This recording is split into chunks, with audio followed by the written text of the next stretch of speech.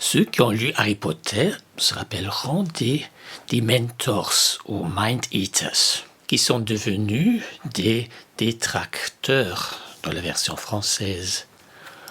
Leur intervention est la pire des choses qui peut arriver dans le monde des sorciers. À part la mort, ils enlèvent à leurs victimes toute envie de vivre. C'est une description pertinente de ce que vivent les personnes qui souffrent d'une dépression. Je vais t'expliquer à partir du vécu de Matt Haig. C'est un écrivain doué qui a su décrire d'une manière encore plus précise et plus détaillée que beaucoup des patients que j'ai vus en consultation. Un jour, alors qu'il était en vacances en Espagne, Matt Haig a été pris par un mélange toxique de dépression et d'anxiété. Tout d'un coup, il était incapable de penser et le monde n'avait plus de sens pour lui. Il souffrait de fortes attaques de panique avec hyperventilation qui l'empêchait de quitter la maison.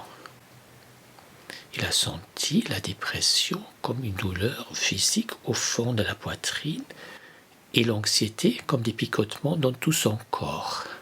Ces troubles restaient cependant invisibles pour les autres qui n'arrivaient pas à bien se rendre compte de ce qui se passait en lui. Pendant ce temps-là, il craignait tout le temps de perdre la raison. Et même le seul fait d'y penser augmentait encore son anxiété davantage. C'est ce qu'on appelle la méta-anxiété ou la peur de la peur. On sait que plus que les femmes, les hommes souffrent dans ces moments-là d'une importante isolation sociale. On diagnostique environ 2 fois plus de cas de dépression chez les femmes que chez les hommes.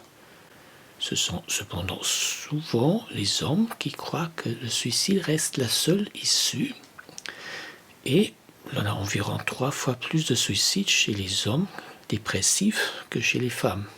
Un moyen d'autothérapie auquel beaucoup recourent à ce moment-là est la consommation d'alcool ou d'autres drogues. Pour Matt Haig, cette crise de nerfs soudaine a été terrible.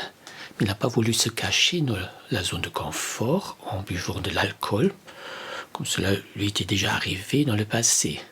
Tout lui paraissait comme si on avait tout d'un coup tourné un interrupteur de lumière et que toute la machinerie était tombée en panne. Il a passé 3 jours au lit sans pouvoir dormir ni sortir du lit. Il s'imaginait des démons partout et vivait dans une crainte permanente que quelque chose de terrible allait se passer. Cette anxiété soudaine avait une influence sur tous les aspects de sa vie. Rien que l'idée de sortir pour acheter une bouteille de lait le remplissait de panique. Arrivé dans un supermarché, il avait du mal à reconnaître les bouteilles de lait et ensuite il devait encore passer une interaction sociale difficile avec la caissière pour paraître normal. Plus tard, il s'est rendu compte qu'il y avait déjà eu des signes précurseurs dans sa vie auxquels il n'avait pas prêté assez d'importance.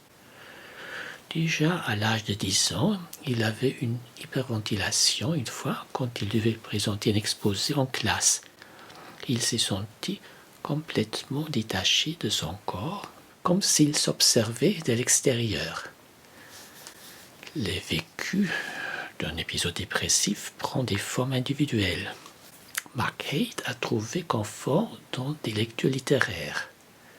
Il a expliqué que les écrivains utilisent souvent un langage qui n'est pas réaliste mais poétique. Et c'est précisément ce type de langage qui lui a donné un moyen pour décrire ce qui lui arrivait.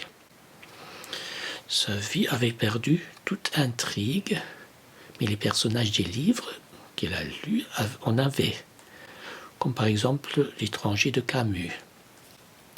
Cette lecture lui a permis de sortir de sa tête pour entrer dans celle de quelqu'un d'autre. Il a aussi su apprendre à écrire lui-même par la suite.